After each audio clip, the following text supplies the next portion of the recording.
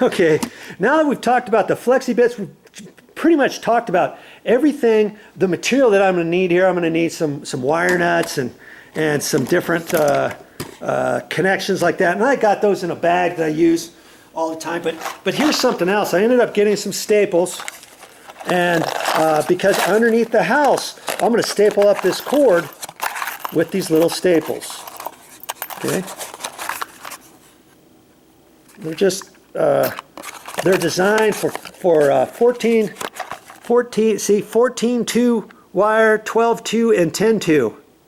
And see, it's just one wire going through there. Not if you have two of them doubled up, you would use a different staple. You'd use a 9/16 staple or 5/8 staple, which then you can put two lengths of wire through here and then put it down. It's not recommended to put two lengths of wire through here, double them up with this size staple. But this box, there's 100 pieces in here. That was like $3.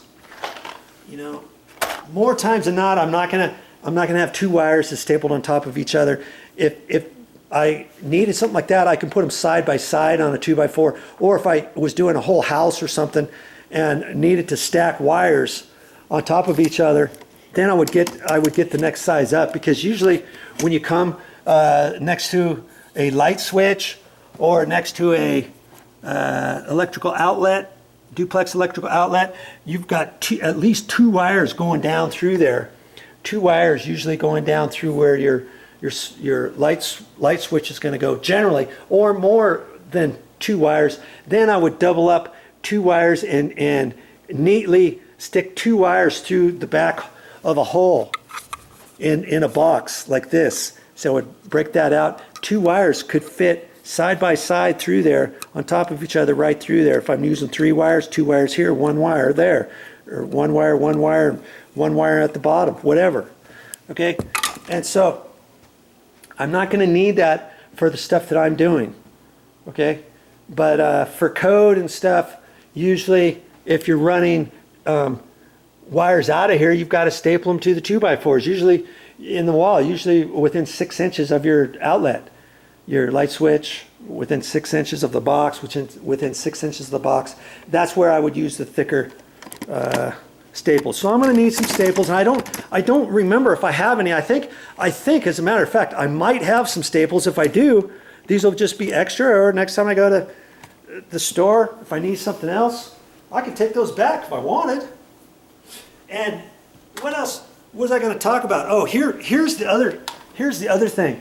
I got the power strip at the store. Are all power strips considered equal?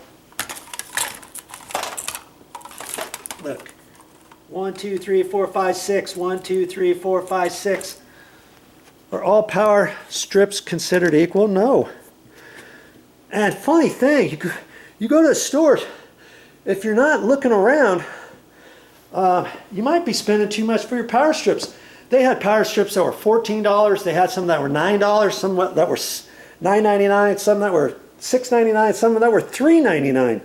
And I was looking carefully because I just saw this grab and go little container, and they had some power strips. Looked pretty much like this for $9.99. I thought, you know what, I'm going to see what else they have. So usually over by where the extension cords are at the store, you'll see all different kinds. And I saw this one, and the one was $6.99, and then this one for some reason was $3.99. Why was this one $3.99? I'm going to tell you why. Because it's only got a 2.5 foot long cord at the end, okay, instead of like a 4.5 or 5 or 6 foot long cord at the end. That's it. Yeah, I'm going to be plugging this in underneath the couch anyways, and I'm going to be plugging more stuff in. Do I need any longer than 2.5 feet for my project? Do I need anything longer than that? No. And because I just dug a little bit more and looked on the shelf, I saved myself a little money. I could have, at that grab and go container, had I not wanted to check it out a little bit further, I would have spent $9.99. So $10 as opposed to $3.99, $4.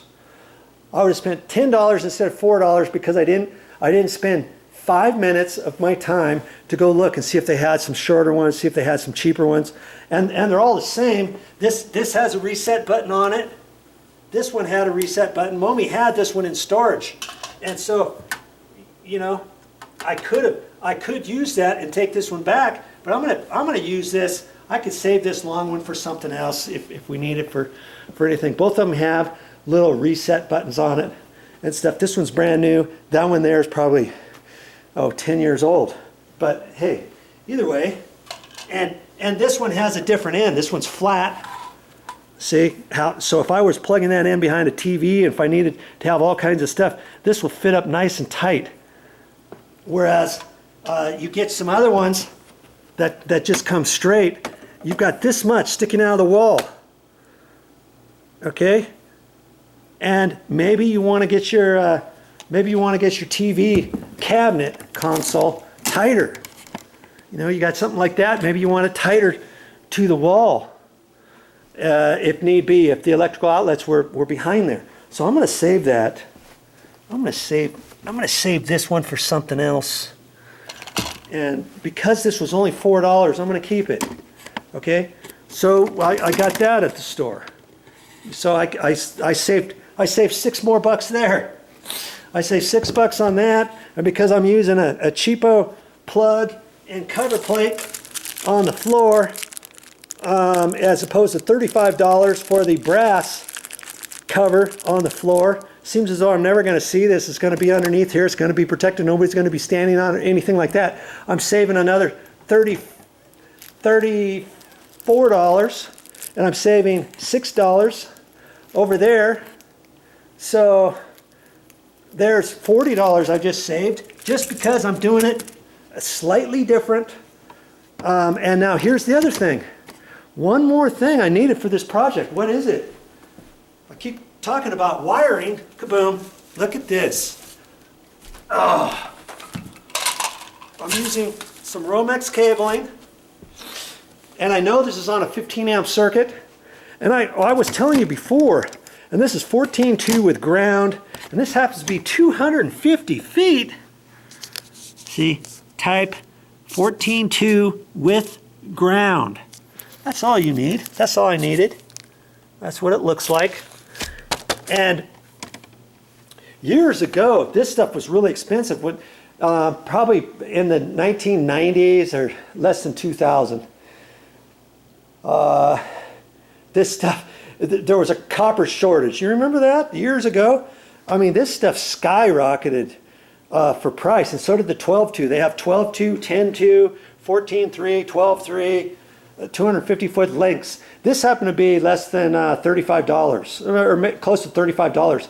The 12.2 with ground for 250 feet was $55 plus tax and all that. 12.2 with ground you would use on 20 amp circuits. 14.2 with ground you'd use for 15 amp circuits. I've already made a determination that all of my electrical outlets on for the plugs, especially down in here, is on a 15 amp breaker. So I'm using 14.2 with ground wire.